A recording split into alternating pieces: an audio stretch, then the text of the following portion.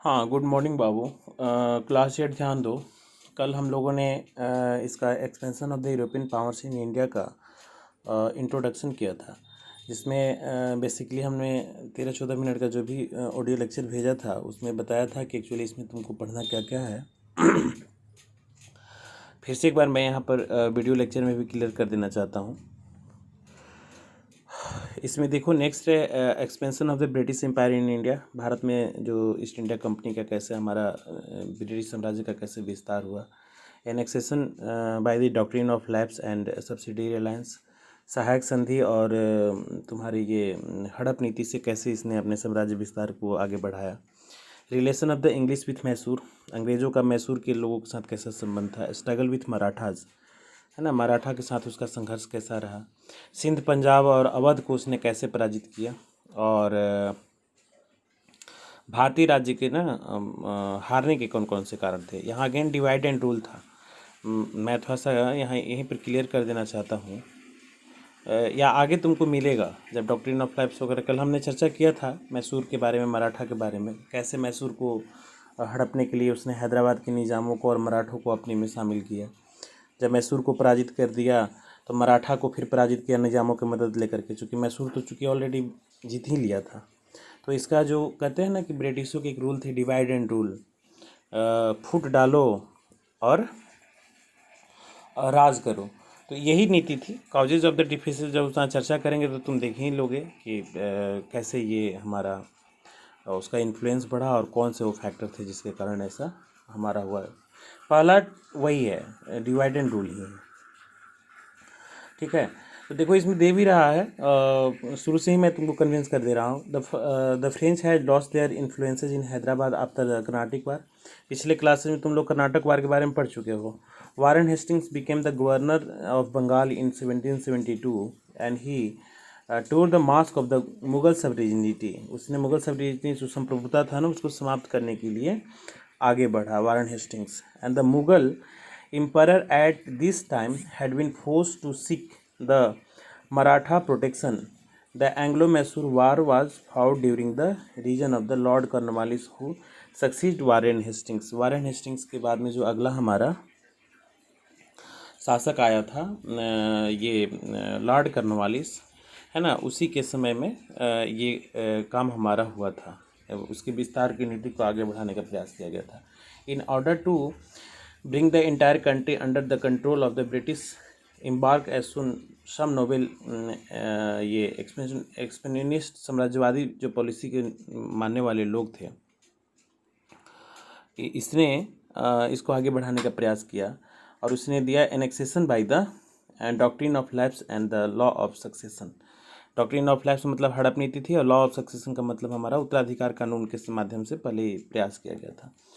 तो इसकी तो जिक्र मैंने पिछले जो क्लासेस में किया भी है, फिर से एक बार मैं कन्विंस कर दे रहा हूँ। The director of the English company है declared the doctrine of lapse in 1834। उसने एक नीति बनाई लॉ ऑफ सक्सेशन के थ्रू, जिसमें 1834 में ये कानून आया हड़प नीति का। According to this doctrine, if the ruler of an independent state dies without any male heir, उसमें उत्तराधिकार कानून में पहले लोग पुत्र को ही मानते थे, पुत्री को नहीं मानते थे। इसमें मेल चाइल्ड के बारे में दे रहा है। His adopted son would not succeed him. अगर उसको कोई बेटा नहीं है, ठीक है, तो वो कोई दत्तक पुत्र यानी कि गोद ले हुए बेटे के से वो अपना उत्तराधिकार सिद्ध नहीं कर सकता है। और दे रहा है कि in state that the state would lapse और go back in the British company. और ये कह रहा था कि किसी का राजा का अगर बेटा बेटी नहीं है, बेटी तो नहीं है, बेटा अगर नहीं है तो वो स्वतः ही ब्रिटिश राज्य में लैप्स कर जाएगा, यानी कि मर्ज कर जाएगा। और इसको अप्लाई करने वाला था हमारा लॉर्ड डलहौजी। इसमें देखोगे तुम लोग, Lord Dalhousie applied the doctrine of lapse to annex Satara, Jaipur, है ना, जैतपुर, उदयपुर, संबलपुर, नागपुर, भगत एंड झांसी। ठीक है, Berar and Awadh were annex by the him of the charge of the maladministration and similarly he annexed Karnataka and Tanjore. Now Tanjore इसको कहा जाता है by abolishing the titles and the pensions of their respective rulers. मैंने बताया था ये पॉलिसी जो थी गलत थी, और ये इसका इम्प्लीमेंटेशन जो था लॉर्ड डलहौजी के समय में 1856 में किया गया था।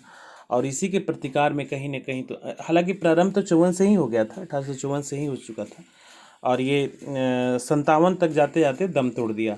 और 1857 की क्रांति का सबसे तत्कालिक कारणों में से भी हमारा एक है। ये तो कोई उत्तराधिकार लॉ ऑफ सक्सेशन के थ्रू ऐसा तो नहीं है कि मतलब मान लो कि कोई खुद प्रॉपर्टी का मालिक है, राजा है, और उसको कोई बेटा नहीं है, तो वो कहीं ना कहीं ऐसा हो जाएगा कि वो राज्य का उत्तराधिकारी कोई नहीं। तो दत्तक पुत्र का है ना, कोई अडॉप्टेड चाइल्ड जिसको हम गोद ले लेते हैं, तो वो भी तो उत्तराधिकारी बन सकता था। लेकिन ये लोग को तो नीति गलत था, ये तो हमेशा साम्राज्य विस्तार पर ये लोग आगे बढ़ते चले गए। तो इन्होंने, और यही कहानी मैंने कल जिक्र किया था, ज़्यादा डिटेल्स तो तुमको नहीं पता होगा, लेकिन एक कहानी मैंने तुमको कन्विंस किया था कि झांसी की रानी का, झांसी राज्य को भी विलय इसमें किया गया था। झांसी की रानी जो थी लक्ष्मीबाई, इनके पति थे गंगाधर राव, ठीक है ना। तो ये जब उनकी शादी हुई थी, अब 23 साल में रानी मर गई थी, तो इसी से अंदाज़ा लगाओ कि उनकी पति का देहांत कब हुआ होगा, ठीक है। तो ये जब गंगाधर राव डेथ कर गए, तो स्वाभाविक है कि उसके कोई पुत्र नहीं था, तो उसने एक दामोदर राव नाम के बच्चे को उन्होंने गोद लिया था, और इसको मानने से वो इनकार कर दिया ब्रिटिश ने। और रानी तो ऐसे भी परेशान थी, लगा कि जीवन लगभग समाप्त हो चुका है, तो उसने 1857 की क्रांति में कूदी थी। और उस पर तो साहित्यिक कविताएं भी बहुत ज़्यादा लिखी है, वो है ना, बूंदे लेहर बोलो की हमने सुनी कहानी थी, खूब लड़ी मर्दानी, वह तो झांसी वाली रानी थी।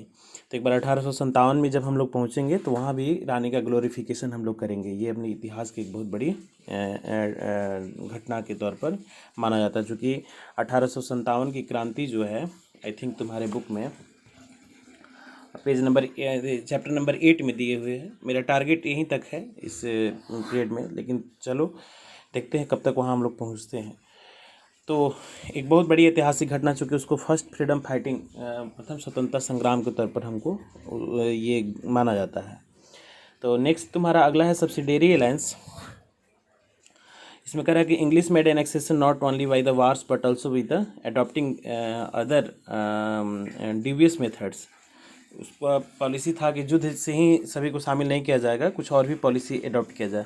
The two of such methods were the subsidiary system and the doctrine of lapse. तो डॉक्ट्रिन ऑफ लैप्स तो तुम पढ़ लिया। अब यहाँ सब्सिडियरी सिस्टम के बारे में, चूँकि कल बच्चों ने पूछा था, तो ये चूँकि है डिटेल्स में, तो मुझे ऐसा लगा कि आज वीडियो ही बना के भेज देता हूँ। अगला कर्नाटका वगैरह पर अगला बार भेजेंगे हम लोग। तो British armies and also to exclude the French influences from the Indian state would make Britain a paramount power in India, and Lord Wellesley prepared a new system which is known as a history as the subsidiary alliance, है ना, इसको सहायक संधि कहा जाता है। Following are the chief features of the this system. एक एक करके मैं डील कर दे रहा हूँ। देख रहा है कि Indian rulers who were invited to accept this alliance were accepted not uphold or keep any contact with any other power without the permission of the British। उसने एक प्रपोजल दिया कि जो स्वेच्छा से हमारे परमाउंटेसी को एक्सेप्ट करना चाहते हैं। परमाउंटेसी का मतलब हो गया कि उसकी संप्रभुता को स्वीकार करना एक तरीके का, और बोला कि अगर आप स्वेच्छा से शामिल हो जाएंगे तो आपके साथ कोई युद्ध वगैरह नहीं किया जाएगा, और आपको कुछ शर्त था कि किसी के साथ में कोई ऐसा रिलेशन स्टेबल नहीं करना है पावर बढ़ाने को लेकर के, ठीक है। हाँ देखो, इसमें दूसरा पॉइंट है to maintain internal peace and order in a subsidiary state that British would station an army under the control of the British generals. जो राज्य ऐसे थे उसको मेंटेन करने के लिए, ताकि वहाँ पर आंतरिक शांति बहाल रहे हमारा, उसने वहाँ पर आर्मी कंट्रोल को ना परमिशन दे दी। नेक्स्ट कर है टू मीट इट्स कोस्ट, है ना, the Indian state either would surrender portion of this territory to the company with pay only an annual amount. In return, the company would protect all the subsidiary state against external invasions. For the weaker Indian state, the other of the subsidiary lands came as a boon। इनका कहना था कि कि कोई भी साम्राज्य, तीसरा point जो है हमारा, कि कोई भी साम्राज्य ऐसा है जो अपने आप को कमज़ोर समझता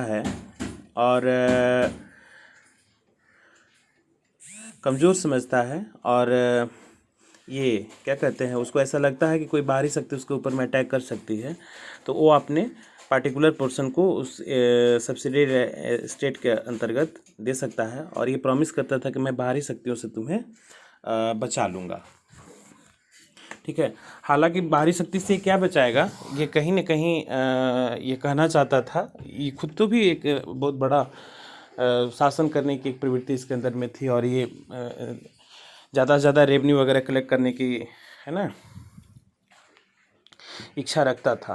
तो ये कहीं ना कहीं एक प्रलोभन था कि आपको दूसरे से हम बचा लेंगे, तब दूसरे से बचाओगे, खुद एक्सप्लॉइट करोगे, तो बचने का क्या मतलब बनता है, ऐसा तो कुछ नहीं है। हाँ, नेक्स्ट देखो, चौथा पॉइंट इसमें कह रहा है कि the Indian rulers accepting the subsidy system were to agree to the stationing of the British continent force for which maintenance they would pay a subsidy और give of the treasury of the leave there of the English.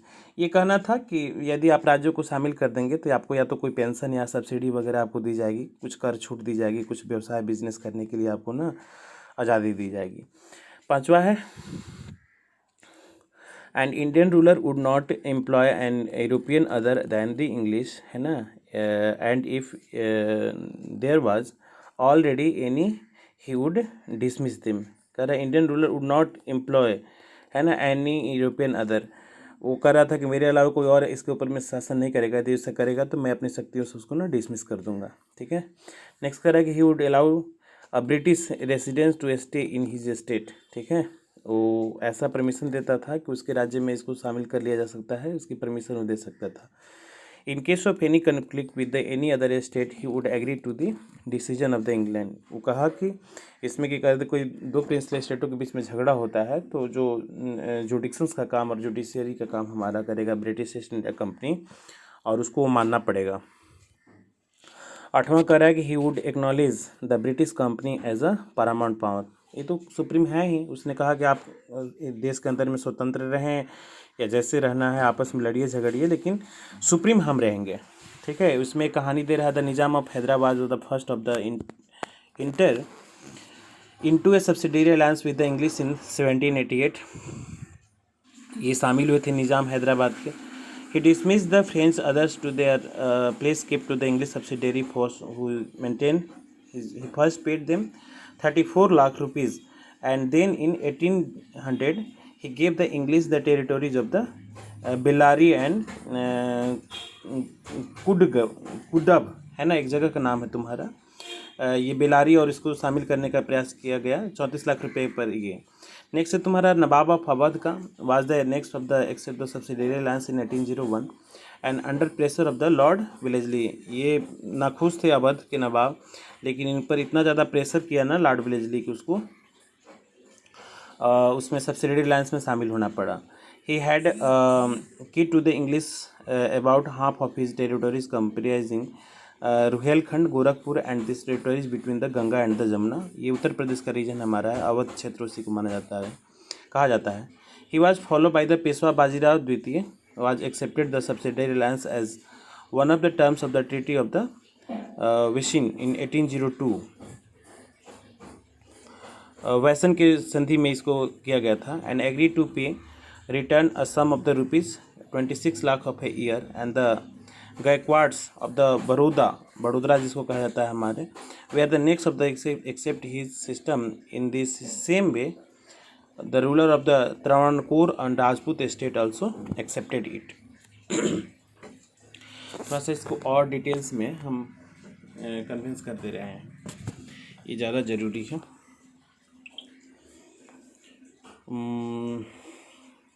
हाँ देखो, सहायक संधि की जो राज्य थे, हैदराबाद सबसे पहले था 1798 में, मैसूर 1779 में, तंजौर 1779 में, अवध 1801 में, पेशवा जो थे 1802 में, बरार तथा भोंसले है ना, 1803 में, सिंधिया 1804 में, और अन्य सहायक सदी राज्यों करने वाले में जोधपुर थे, जयपुर था, मछेड़ी था, बूंदी था, भरतपुर था। ठीक है, ऐसा। तो thus the subsidiary alliance system added greatly to the prestige of the English, and they acquired immense wealth and the vast territories। तो ये सहायक संधि जो था हमारा एक तुरुप कई का साबित हुआ, इसको ट्रम्प कार्ड कहते हैं हम। और ये कहीं न कहीं उसके साम्राज्य विस्तार के लिए एक बहुत बड़ा साम्राज्य, वास्ट टेरिटरीज को फॉर्मेशन किया, और इमनेंस वेल्थ, है ना, प्रचुर मात्रा में उससे धन की प्राप्ति हमारी हुई। नेक्स्ट कह रहा है the British residents could also interfere in the international affairs of the state of the benefit the British interest.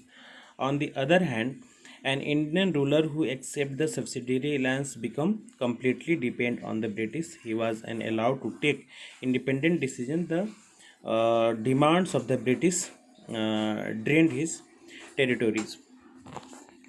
ये कहीं ना कहीं एक ऐसी पॉलिसी थी, दोनों डॉक्ट्रिन ऑफ लैप्स या सब्सिडियरी अलायंस एक ऐसी हमारी पॉलिसी थी जिसके माध्यम से कह सकते हो कि अंग्रेज़ों ने बड़े स्तर पर साम्राज्य विस्तार की नीति को आगे बढ़ाने का प्रयास हमारा किया। तो जो ये इसका बेसिक था उसको मैंने इसमें कन्विंस कर दिया है। और एक्चुअली मैं आज तुमसे मैसूर पर करवाता, तो तुम इसको वीडियो को देख लो और इसके बाद में तुम लोग मैसूर पर अपना काम करना, जिसमें 4 वार था हमारा हुआ था, आंग्ल मैसूर वार।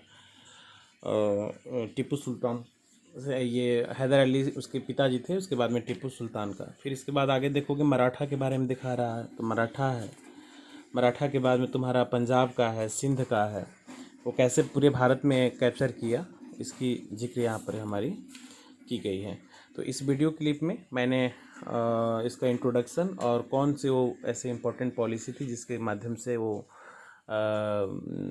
हमारे देश इंडिया में अपने साम्राज्य विस्तार को आगे बढ़ाने का काम कर रहा था ब्रिटिश लोग, उसके बारे में जिक्र किया गया है। तो आप इस वीडियो क्लिप को अच्छे से वॉच कीजिए, देखिए, समझिए। यदि कहीं कोई प्रॉब्लम आती है तो आप बात करिए। ठीक है, चलो, ओके।